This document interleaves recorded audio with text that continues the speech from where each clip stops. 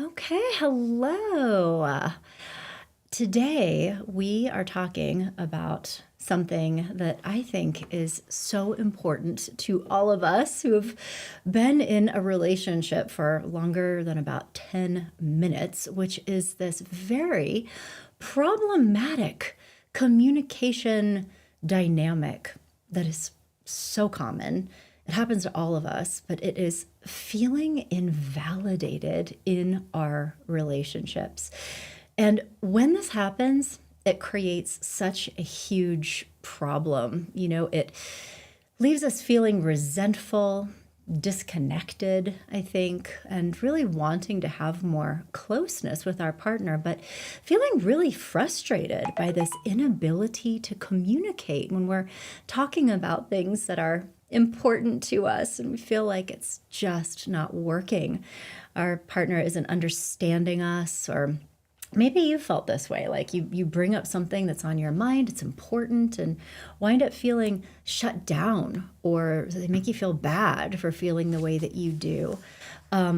And I think this is especially hurtful when something's going on, when we're not really okay.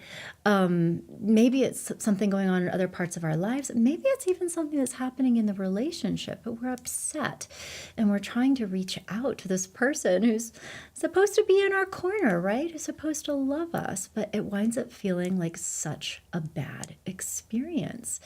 And when you have that micro moment of trying to connect and getting this like response that makes you feel bad in return, it often turns into a fight.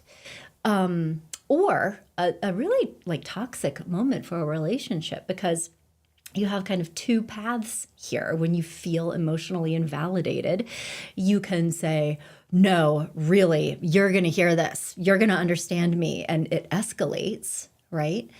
Or it can also turn into something that is actually worse for relationships, which is, never mind.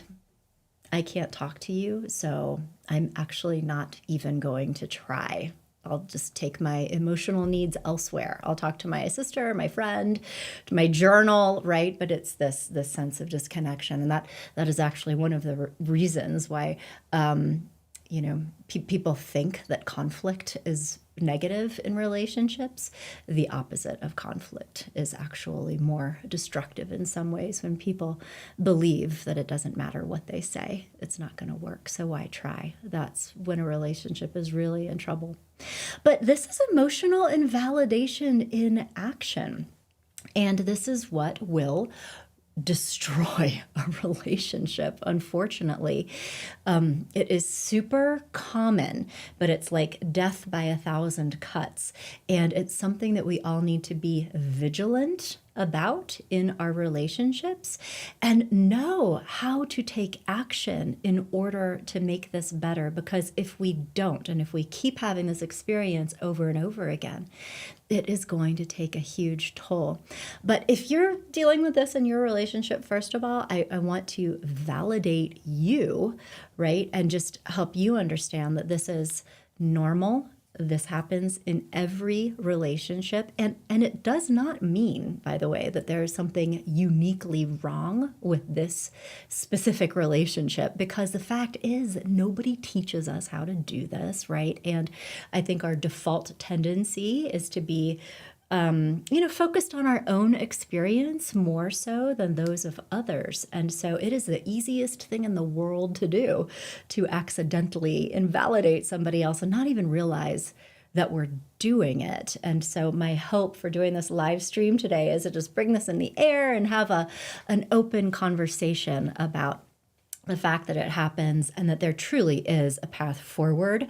This is a coachable, learnable moment. Like, we can all do better with this, and we need to, but it's not just you. I mean, 99.9% of people who show up with me or somebody like me in relationship coaching or marriage counseling show up saying communication is the biggest problem in my relationship. But when we crack into it, what bad communication really means is I am feeling emotionally invalidated by my partner a lot of the time. And then that is what is creating fights or a lot of hostility, because this dynamic is truly, it's the root of all fights. And it is one of the primary underlying deep causes of why relationships fail. Someone in a failing relationship is not okay and cannot successfully connect with their partner in a meaningful way that leads to growth and positive change on one or both sides. So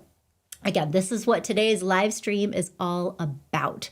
Emotional invalidation, what it is and why it happens, but also how to stop it from happening in your relationship so that you can restore your connection and start growing together again. So I'm so glad you're here joining me. And I already see some people in this conversation. This is going to be so much fun. Please, if you haven't already, share your questions. I want to know, is this going on in your relationship? If so, what's happening so that I can speak to it here in this live stream? And also thank you for those of you who have already submitted questions previously, because I am definitely going to be tackling those first.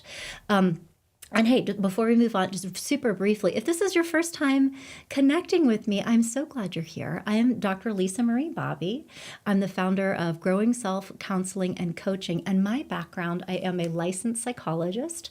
I'm also a licensed marriage and family therapist, and I'm a board certified coach. So I specialize in love, happiness, and success. I'm the host of the Love, Happiness, and Success podcast.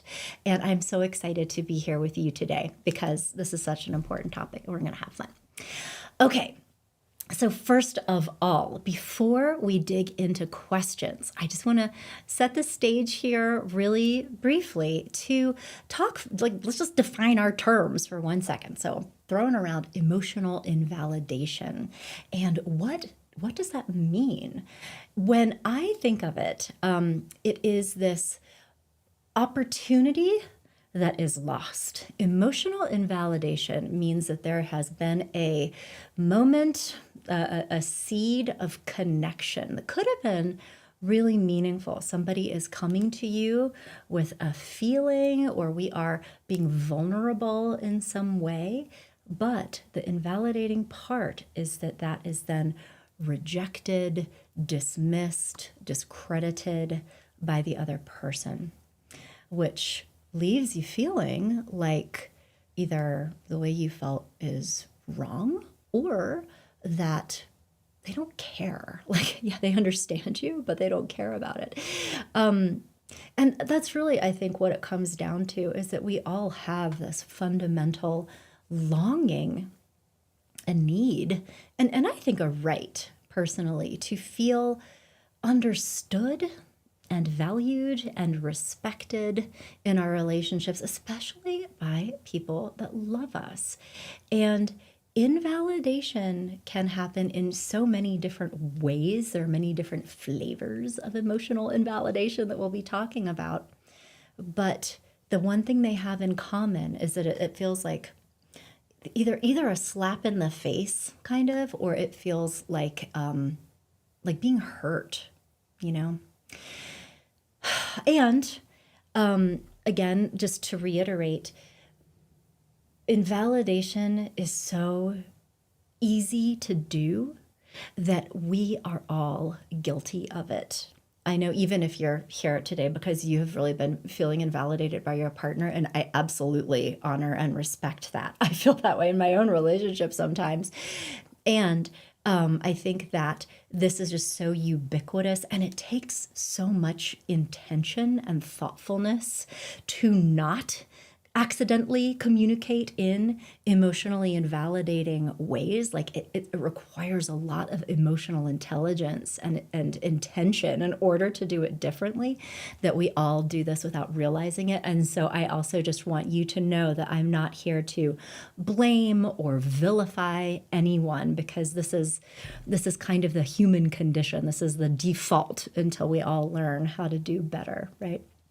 But so invalidation can sound like a lot of different things. Maybe you're talking about something that's really important to you and somebody else has kind of changed the subject, right? Or maybe you talk about something important to you.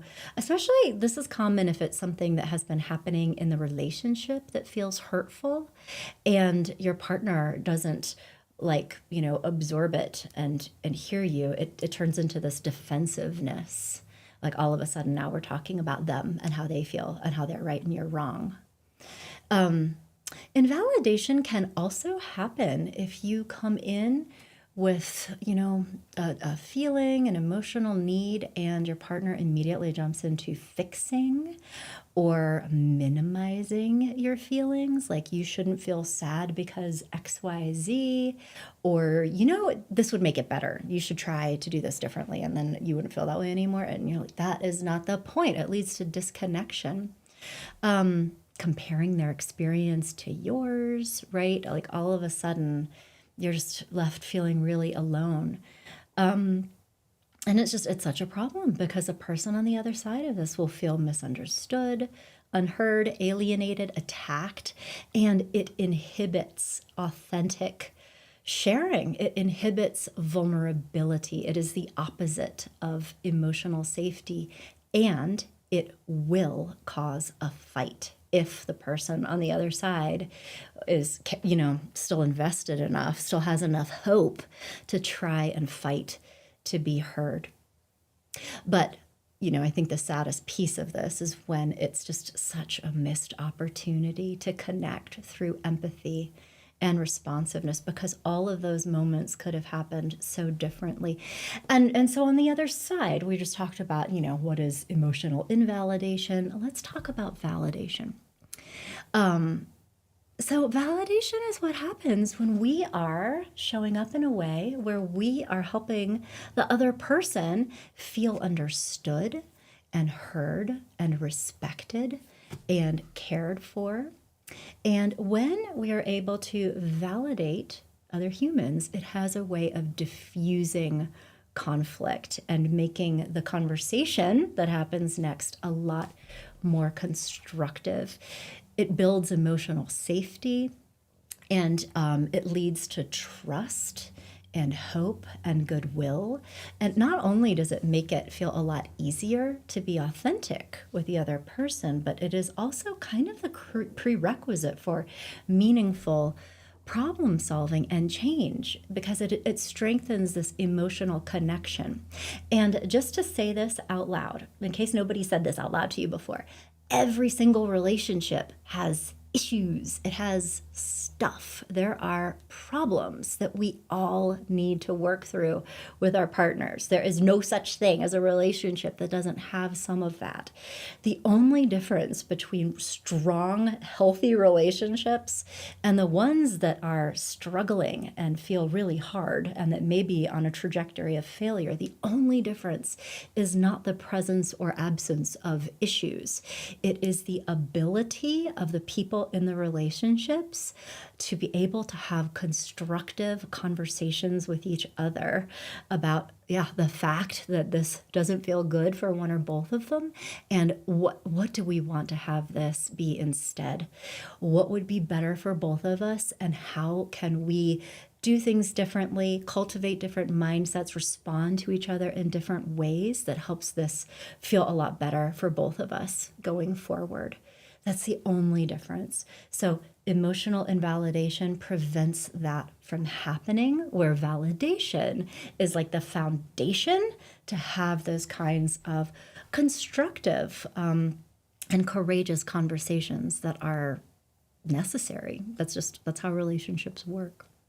So that is the underlying kind of ideas around validation versus emotional invalidation that I just wanted to put in front of you before we start tackling your questions, which I am so excited to do.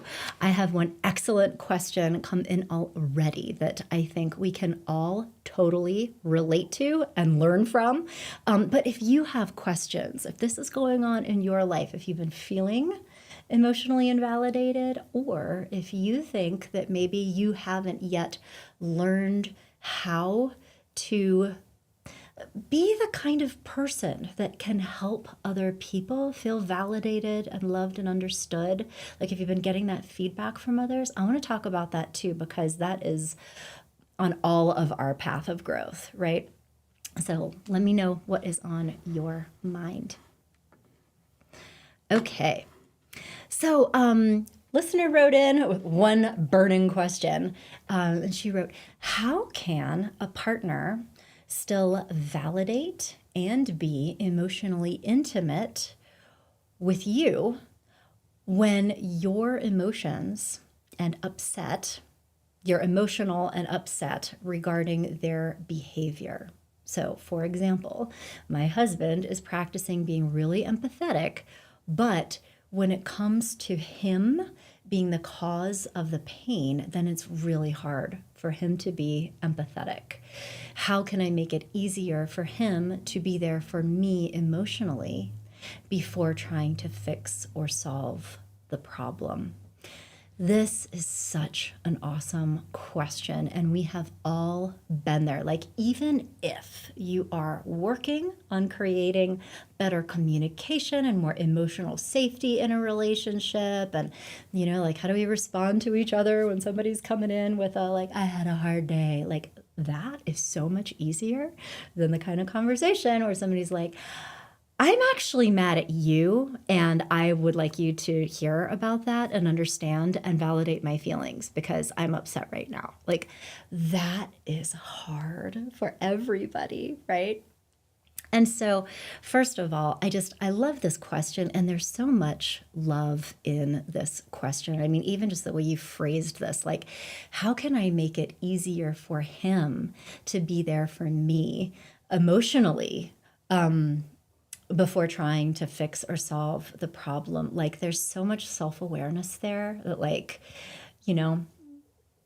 you're taking responsibility for your side of the equation. You're saying, how do I make it easier for him?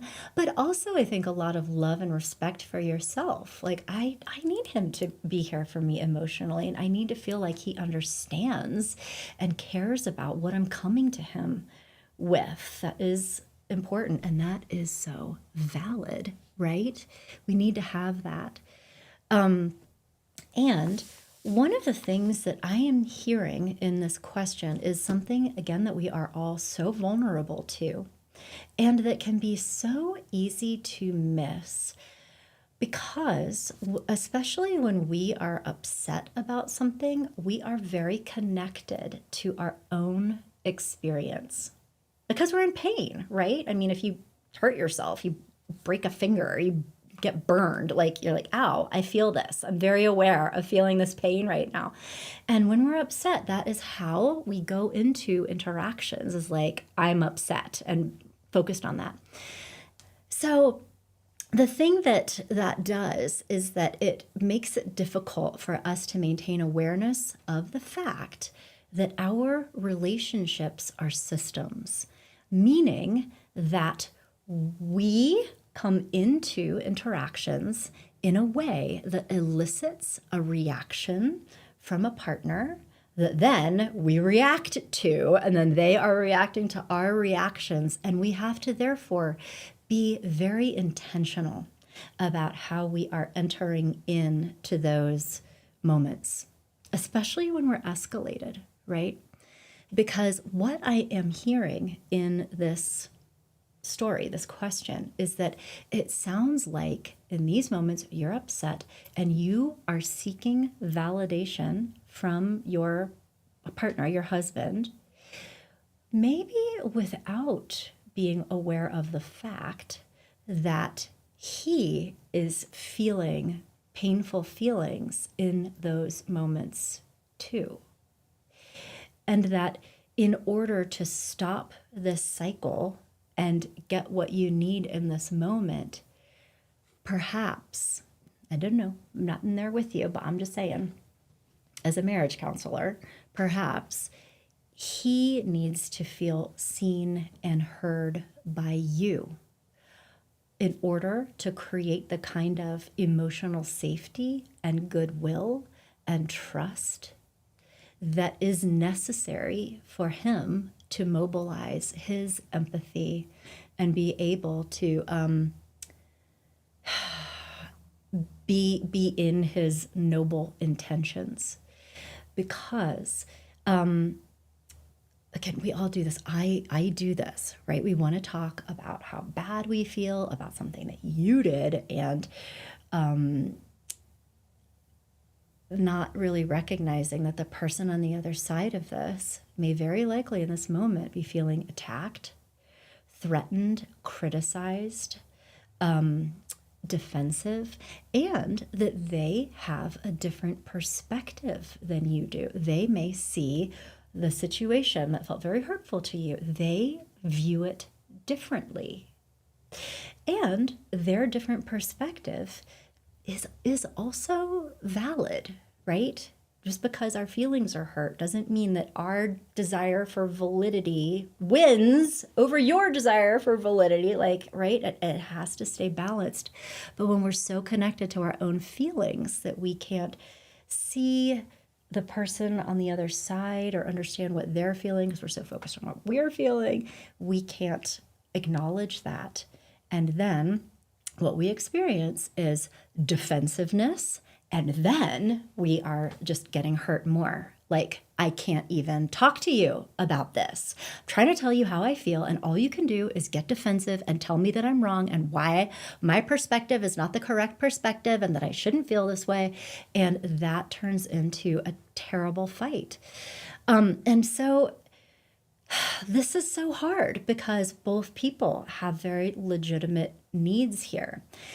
And this is literally why couples need to work with a couples counselor or a relationship coach when these kinds of dynamics get really entrenched, which is in order to get unstuck from this reactive dynamic where we are focused on ourselves and be able to connect emotionally and validate each other, because without self-awareness and knowing how to come into these conversations, it is going to keep happening. So if you're saying right now, and I hope that you're here with me. I loved this question. It's just so juicy. But like, I think all of us that have been in a relationship and, if my husband did something that was hurtful or annoying and that we need to talk about it, like this is not okay, this can't happen again. Even just hearing this kind of thing, like what does it do to us? It feels invalidating, right? It says, but I'm not invalidating him. I am the innocent victim here. I am the one who is being hurt. And so that's why he needs to listen to me and to my feelings. That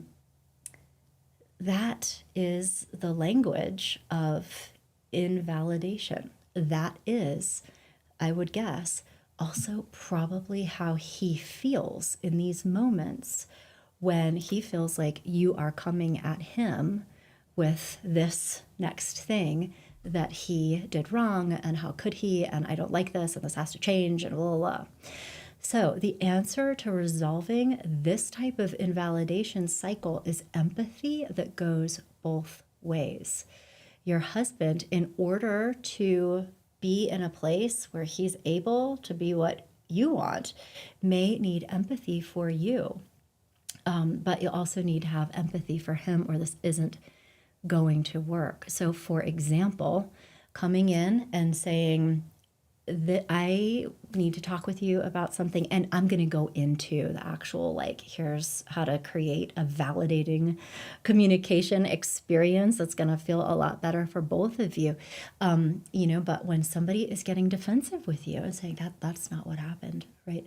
To be able to say that, to stop and say, with empathy, I can see that this conversation is making you feel bad, that you feel attacked and criticized by me right now, and that it is making it really hard for you to understand and have empathy for what I'm telling you about how I'm feeling. So it seems like we're kind of at a stalemate. I love you so much. And I know that we need to talk through this because I'm seeing that there's hurt on both sides, and I really want to do that with you. And have respect for the fact that people get very flooded emotionally, especially men, actually. It doesn't look like it on the outside, but on the inside, if you put a blood pressure monitor on them, like a pulse reader on them. Like they're actually through the roof physiologically in some of these moments. And so to just slow down, stop, and say, you know what? I'm hearing that we both really need to have empathy and recognition for what we're both going through. And I see the pain that this conversation is creating in you, and I care about you. So let's just back up a little bit. Let's take a break and then revisit this conversation when we're both feeling calmer. I really want to hear more about how you're feeling, and I think I'm hearing that there's probably opportunity to discuss how my communication style and how my way of coming to you with my feelings is creating reactions inside of you that are probably not helping either of us get what we want. So, I want to hear more about that because I'm going to committed to this and I want to work on this. But it's also really important to me that you are understanding how I'm feeling, because when you don't, when I feel that you don't, or when you just get defensive and that's where the conversation ends because I feel like we can't talk through things, it makes me feel disconnected. It makes me feel like either you don't understand me or you don't care about me, but it also makes me feel like we can't resolve conflict together because we can't like have a constructive conversation, and I really want that to be different. So let's finish talking about this tomorrow after we both calm down, is how that could look like. Because the other thing that I just want to say out loud is that when, like, the husband in this question, or any of us, engage in invalidating responses, we are defensive or we minimize or we move into fixing, we are not consciously aware that that is what we're doing in the moment. It is just this natural reactive response to whatever we are experiencing. And the very first step of making that be different is starting to develop self-awareness around the fact that it's even happening. And that in itself can be really, really hard to do because we play games with ourselves, right? We create stories. Well, they're too sensitive, or their expectations are unreasonable, or it could be anything, so they're avoidant, whatever it is, that gives us permission to continue doing what we're doing, as opposed to saying, yeah, maybe I could work on some of this too. So one way of getting some visibility into this and broaching a conversation in a safer feeling way, I have a tool that you might use. It is my How Healthy Is Your Relationship quiz. I have this on my website and it's totally free. You can absolutely use it. And the purpose of this is truly to begin, let's see if I have the URL here. I put it up. So if you come to my website, growingself.com/relationship quiz, it is a miniature version of one of the relationship assessments that we use here in my practice. And if you take it and your partner takes it, it's going to ask each of you a whole bunch of questions about how you experience the relationship. Like, definitely, what are the strengths? But it will also highlight these pain points and growth opportunities. And so if you each take it, it can be a wonderful starting point to, hopefully in an emotionally safe way, help both of you understand how you are being experienced by your partner. So, for example, to take this quiz and then share your results with your husband. Here's how I feel when we try to have these conversations and I feel like I get shut out, or you get defensive, or you're going into fix-it mode without really taking the time to understand how I'm feeling. This is how I feel. And perhaps getting information on the other side that, turns into a conversation like, when you tell me you're upset, I start to feel really anxious. I worry that I've done something wrong. I hate it when you're upset with me, and I just immediately want to try to fix it and find solutions and make this better because I don't like it when you're upset with me. I love you so much. I want to be a better partner for you. That, this is very triggering for me. So that's why I'm trying to rush to the conclusion. And it's hard for me to stay in the ring with you emotionally and talk about all these feelings when I'm just like, let's fix it. But that turns into such a different conversation because it gives you both the opportunity just to get really curious about how you each are feeling and how you're each experiencing the other. And that's a fantastic first step for having a different kind of conversation that turns into the self-awareness on both sides, that leads into being able to do things differently.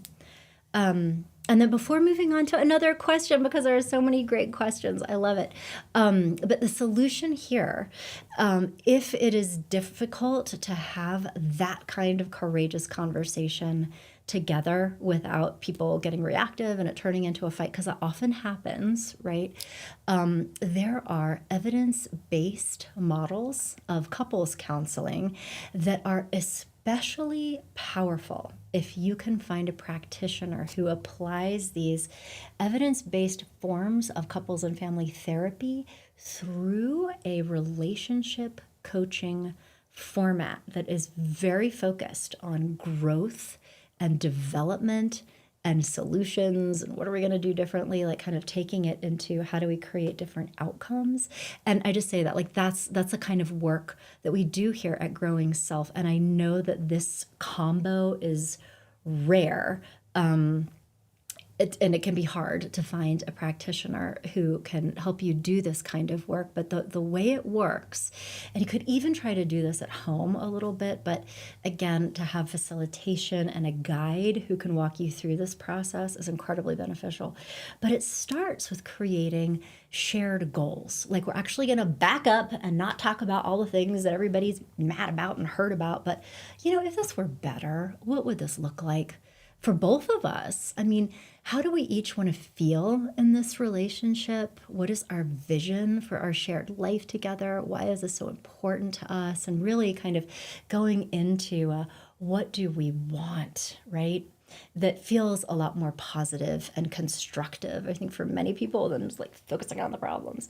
But then with that in mind, being able to have some conversations around what are the obstacles that are standing in our way of having that with each other right now.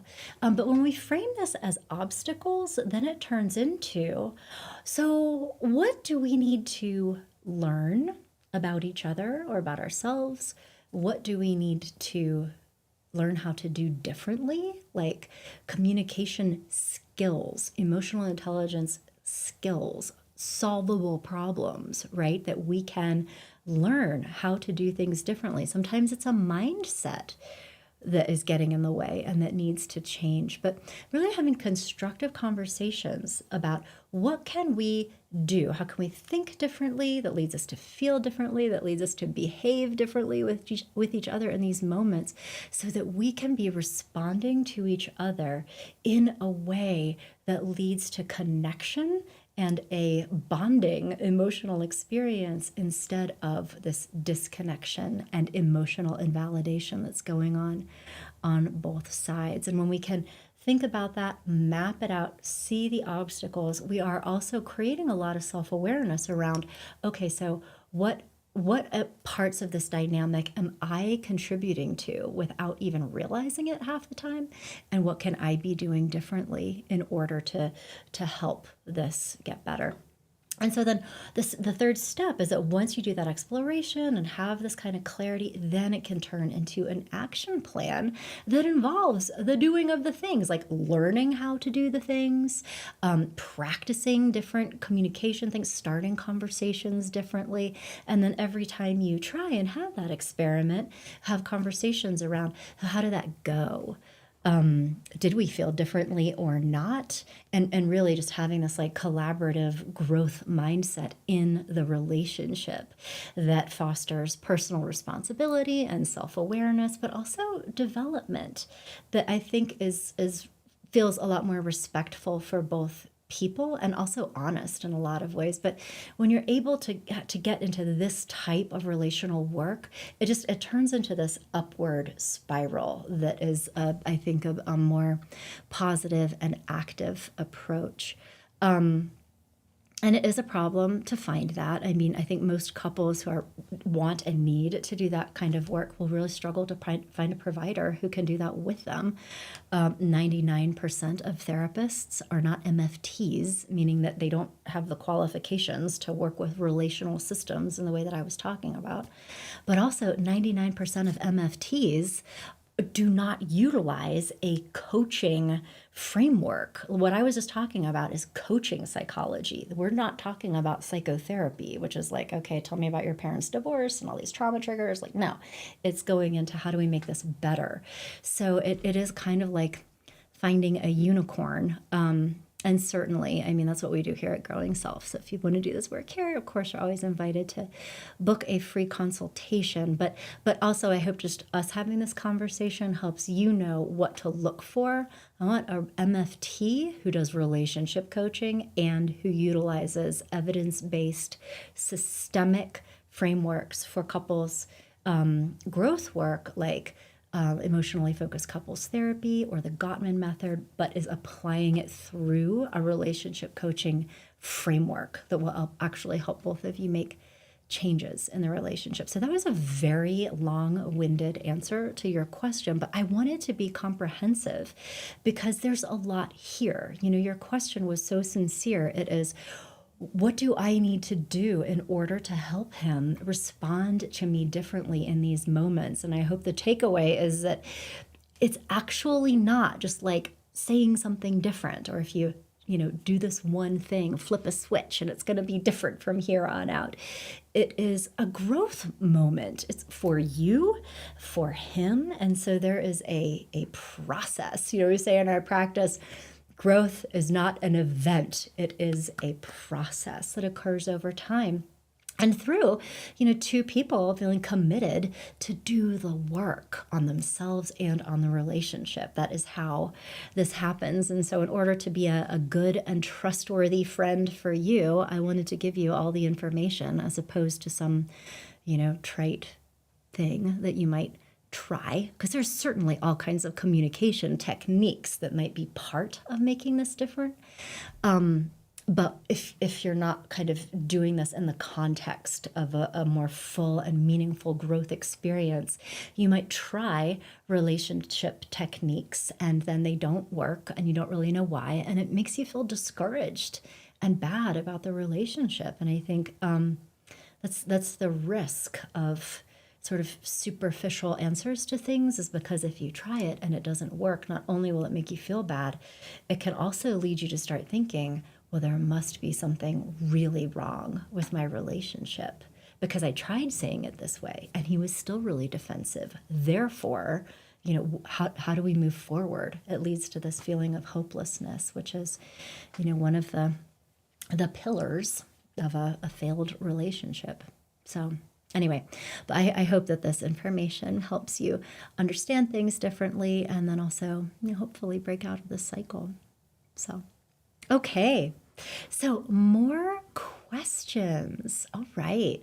So another fantastic question comes from a listener asking, what is a loving way to approach your partner to let them know you don't feel validated and appreciated by them? Oh my goodness. This is also such a just love-drenched question. I'm hearing love for yourself. I deserve to feel validated and appreciated. This is important. I want to have this be different, but also so much love for your partner. Like, how can I help them understand? How can this go well? But also a lot of hope in this question. Like, if I could figure out a loving way to help my partner understand, this could feel so much different and better, which there's a lot to work with here. So I think this is fantastic. And so I promised you earlier in the conversation, I'm going to give you a recipe for an effective, courageous conversation about this. And let's just go right into it. So let's see here. Okay. And here, I'm just going to put this back up on the screen. Sorry, you guys. That's the fun with live stream. So if you go to growingself.com, just to put this resource in front of you so you have something else, I love helping people. Like, that is why I am here. So I have a podcast where we're always talking about growth opportunities and things that will help you create love, happiness, and success. Also articles on my site that I've written and that really talented and smart people on my team have written. And we have organized this into like different content collections, and one of them is communication that connects. So if you go to growingself.com, go to the blog and podcast, and then you'll go into the love collection. And from there, you'll see all the different content collections that we have. And you're looking for communication that connects. And there you can find podcast episodes, articles where you can get more information about the things that I am about to share with you. But in a nutshell, here is the recipe for how to have a courageous conversation that has a positive outcome. First of all, and the thing that is actually, people don't realize how important this is, but it's timing. And it is the way that you frame the need for this communication. The absence of timing is very likely to create a fight. So for example, this means coming to your partner and saying, there's something that has been on my mind that is really important. And I'm wondering if we could plan a time to have this really important conversation where we won't be interrupted. We can totally focus, because, I think that this could be really good for us to talk about these things. So you're doing two things here. You're going to plan a time, and you're also communicating the importance of this conversation. That this is not just any conversation. This is an important conversation.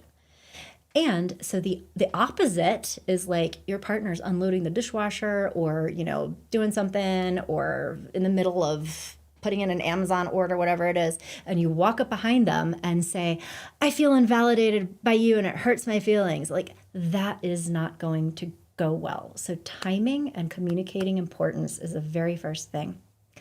Additionally, you want to set the stage for a courageous and effective, constructive conversation by talking about very positive whys. The reason why this conversation is so important and why I'm so excited to have this with you is because I have some ideas about how we can make our relationship even better. I think it'll feel better for me, but I think this is going to make it feel better for you too. And I can't wait to see what we can do together if we are able to just make some tweaks. This is going to be awesome. So you're like selling it a little bit. Timing, important conversation, and this is going to be good. It's a positive frame. It's not like we're going to talk about all these things that you've been doing to make me feel bad. It is, we are going to have such a stronger relationship on the other side. When the time comes to have this very important, courageous conversation and you are both sitting on the couch looking at each other. Oh, also, pro tip, no alcohol. I can't even tell you how many couples I have worked with over the years where they are having fights and communication is a disaster, and it's just like so reactive, and we're working on stuff in couples counseling and it's not sticking, and they go home and they have more fights. And then like, tell me about your relationship with alcohol, or sometimes cannabis or other things, but tell me about your relationship with alcohol. And they're like, yeah, we have, couple glasses of wine a night, or on weekends. And I have zero problem with I like a good glass of wine as much as anybody, trust me. But when we are having really important and courageous conversations that have the potential to touch emotional places, like I think the myth, the story we can tell ourselves is that alcohol might give you courage or loosen you up, like help you talk more authentically. No, it will create impulsivity and reactivity that makes it more likely that this is going to disintegrate into an argument instead of actually being the constructive experience that you both want to have. So have a glass of wine together after you have the very important conversation. Just trust me on this one. Okay. The other thing, the person who initiated the time, set up the conversation date, you're going to want to use something called a soft startup. Dr. John Gottman, the Dr. John Gottman, who has done so much research into the difference between happy, healthy, successful couples and those couples that struggle and ultimately fail. The ability to use something called a soft startup is so important, and you can learn how to do this. This means beginning the conversation by highlighting positives and strengths. I love you so much, and I love our relationship so much. I love our life together so much, and I really appreciate all of these things about you. And one of the things that I appreciate about you the most is that you're the kind of person who is willing to work on themselves as I am. And I just love it that we can have important conversations with each other that help us both do that. So you're lots of positive affirmation. Nobody's being mad or blamey or anything like that. We're setting the stage. And then talk about yourself, authentic and vulnerably. So the thing that I really wanted to talk with you about in hopes that we could have this be different. I've had a few experiences lately where I have felt hurt by some of the interactions that we have had. And so you are not talking about what they did, right? You are talking about yourself. I have felt hurt. And I don't want to feel that way with you. Then bring it back to noble intentions. I know you love me. I know that there are so many good things here, and I know that you don't mean to hurt my feelings in these moments. I believe that this is, just something that we need to work on together. I bet there are a lot of times that I hurt your feelings too, don't I? Right? And I think that in those moments, my intentions are probably good, and I'm not really realizing the impact that my way of being is having on you either. So, we both have stuff to work on here. But one of the things that I think could help, and so in this phase of the conversation, you're moving into solutions. What I've been thinking about, and this is what I wanted to talk to you about tonight, is how we could maybe communicate with each other a little bit differently. So, for example, and come in with solutions. So one of the times that my feelings got hurt, I was telling you about this frustrating conversation that I had with my mom, and the way that you reacted, it felt minimizing or like going to solutions. It doesn't even matter. But one of the things that I could do differently in that, again, I could start that conversation with you by saying, I need to talk through the situation that is happening with my mom. I think I kind of need to vent. And what I want from you right now is really just to hear me. I just need you to understand me. So I'm going to tell you about a lot of things. I'm not looking for advice. I'm not looking for you to fix it. I'm not looking for your opinion, if that's okay. I don't want you to tell me how you feel about the situation. I really just want to talk about me for a little while. And then when we're done, can you just reflect I understand what you're saying. Here's how you feel. Because, like, that would really make me feel cared for by you. I know it sounds weird, but like, there's this reflective listening thing, and this is a technique. Could we try this next time? But I know that I need to initiate this so that you know what I'm hoping you can do in this conversation. So you're taking ownership, but you're also being very, very clear about what you think would help. So, like, I just want you to look in my eyes and nod while I'm talking, and then like make sympathetic noises every once in a while. And when I'm done, say, that sounds like a really difficult situation. I can understand why you would feel frustrated. I can hear that that is painful, and I hear that you don't know what to do about that situation, and you feel like you need to make a decision, but you're really kind of confused right now. And thank you very much for telling me how you feel. I love it.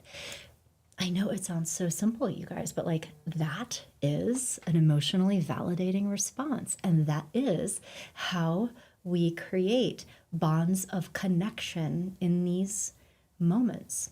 So, a lot of clarity in this courageous conversation, specifics around what you want, and then just ask for a commitment. Like, are you willing to try this with me next time? Let's see what they say, you know? And also be ready to get a little bit of defensiveness back, because everybody feels defensive when they feel like their current way of being is being criticized.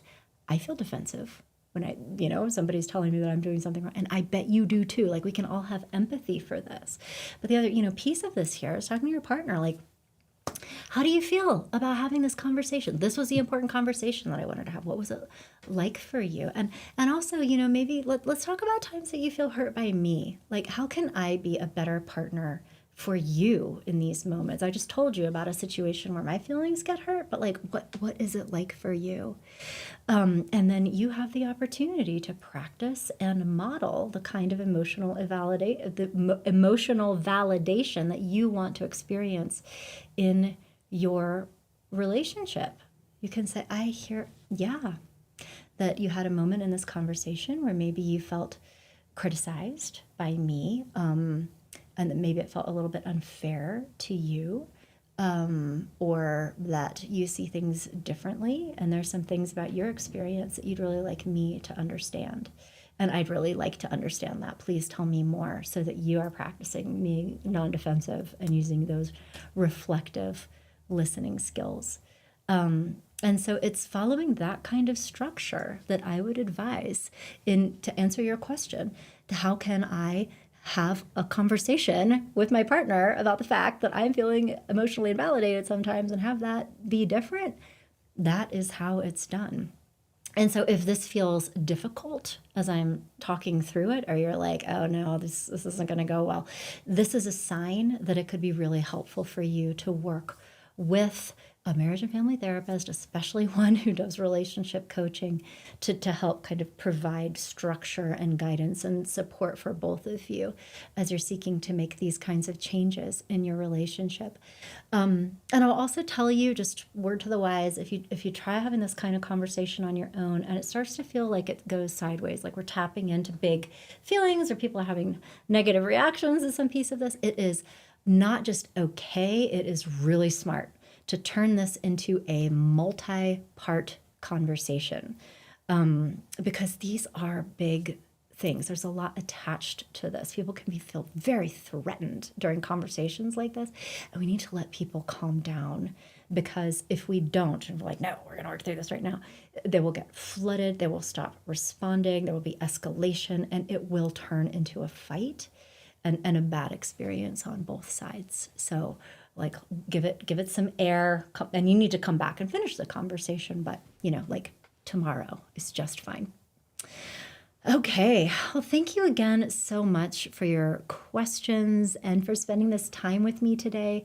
I hope that this conversation was helpful for you, and I hope that the deep dive we did into your conversations, I know that these are not simple, superficial answers, but these these aren't really superficial, simple issues. There's a lot of complexity here. So if this conversation was helpful, and again, I have so much more for you. So growingself.com, the blog and podcast, go to communication that connects, and there are multiple podcast episodes, articles, and you'll also find links to that How Healthy is Your Relationship quiz that you can take. You can send it to your partner, and it is a fantastic, low impact, just conversation starter that will hopefully give you both some direction.